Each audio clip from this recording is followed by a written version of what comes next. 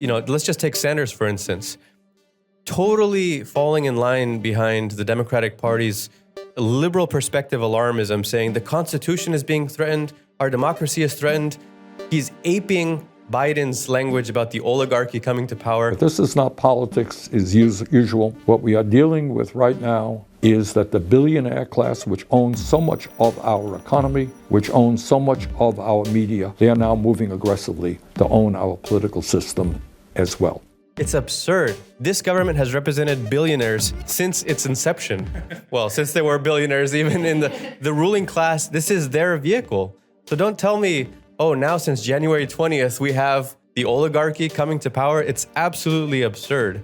And so but the fact that Sanders is supporting this propaganda, is propping it up. He's now going to do a tour to stop the oligarchy around the country. If you want to fight the oligarchy, then you should start by aiming your fire at the Democratic Party, which has propped it up for the vast majority of its existence. There is a growing number of people who are looking for an alternative. That's where the Revolutionary Communists of America come in. But you know what? We're not sectarian. We're open to any alternative. The union, the United Electrical Workers Union, they have come out and said that we should have a Labor Party. Hey, we agree. That would be a step forward to have a Labor Party that would fight against the Democrats and Republicans. So if anyone from the United Electrical Workers is listening to this podcast, I'd like to address them and say, your union, I think it has about 40,000 members. That may not be big enough to set up a mass Labor Party, but 40,000 members is enough to run one or two candidates for Congress, independent of the Democrats, independent of the Republicans, working class candidates. They could do that. They could call on the rest of the labor movement to join in.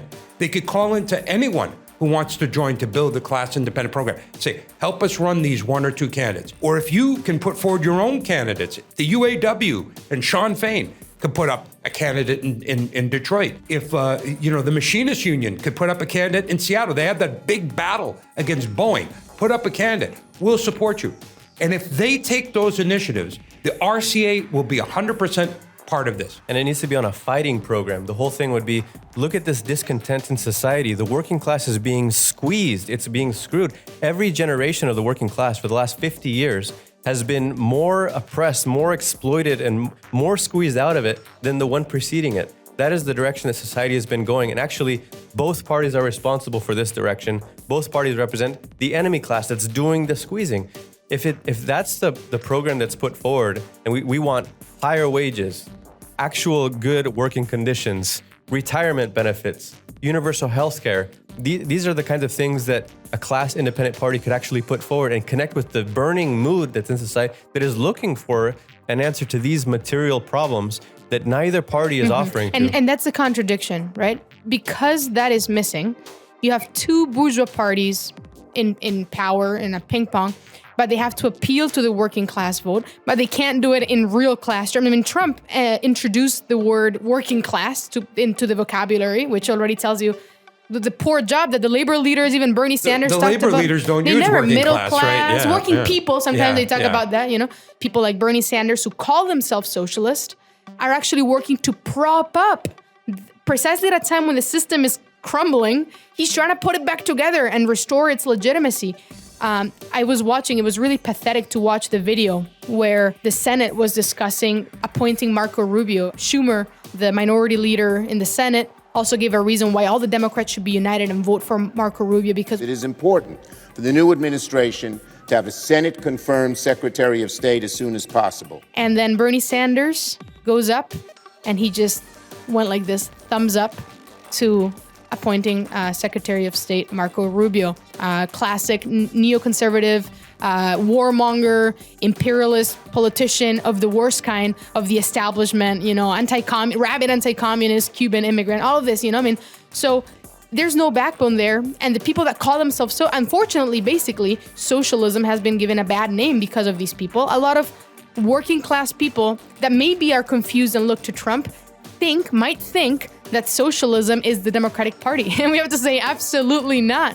We're building an independent party and we hate the Democrats just as much as you do. What we're calling for, if United Electrical Workers Union, if other unions, if they ran independent worker candidates, they have to be the kind of independent candidates who are not looking to make deals or coalitions with the Democrats and Republicans. They're fighting to eventually build a workers' majority and a workers' government. Only a workers' majority and a workers' government can transform society for the interests of the working class. And as part of that process, the working class needs to unite itself. We can't allow ourselves to be divided. We're not going to be divided based on whether we were born in the United States or we weren't born in the United States. And we're not going to be divided on the basis of race and color. And we're not going to be divided on the basis of sex. And we're not going to be on LGBT or anything And else not just like not be that. divided, we'll fight against any attempts to divide the class on those lines. Fight racism, fight sexism. Exactly. Unite the class against the class enemy, the bourgeois, the Democrats and the Republicans. That's what the new political project needs to be.